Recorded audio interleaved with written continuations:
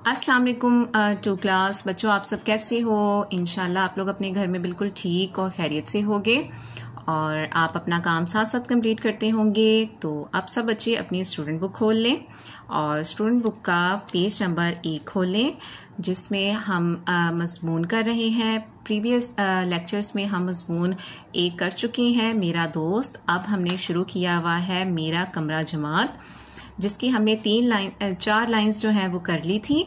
तो अब हम आगे पढ़ते हैं। प्रीवियस लेक्चर में हमने क्या पढ़ा था वो भी मैं आपको एक दफ़ा पढ़ के सुना देती हूँ।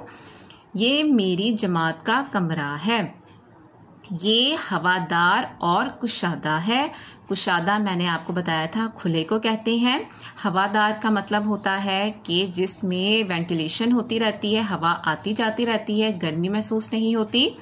इसका एक दरवाज़ा है, इसकी 4 खिड़कियां हैं, ठीक है। और अब आगे देखिए, इसमें 2 पंखे हैं। आपने देखा है ना अपनी क्लास में, इसमें 2 पंखे लगे हुए हैं। और उसके बाद देखें, इसमें उस्ताद के लिए एक कुर्सी और एक मेज़ है। अब आप लोग अपनी क्लास का जायज़ा लें, क्लासरूम का, तो उसमें आपको पता चलेगा कि आप लोग देखते होंगे कि आप लोगों के लिए भी चेयर्स होती हैं, कुर्सी होती है और मेज़ होती है। और टीचर के लिए भी, आपके उस्ताद के लिए भी एक कुर्सी और एक मेज़ है। इसमें एक तख्ता सफ़ेद भी है। तख्ता सफ़ेद का मतलब है आपकी क्लास में वाइट बोर्ड जो लगा हुआ है उसे उर्दू में कहते हैं तख्ता सफ़ेद भी है, ठीक है। तो आपने इन 3 लाइंस को बार बार लिख के देखना है और इसे याद भी करना है।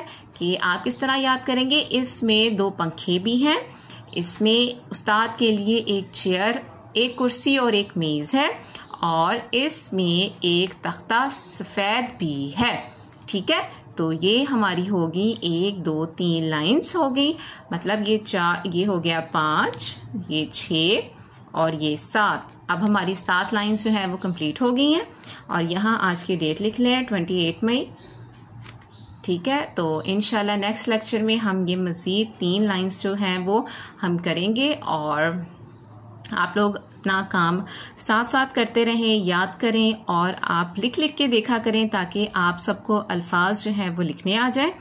और अपना बहुत ख्याल रखिएगा। अल्लाह हाफिज़।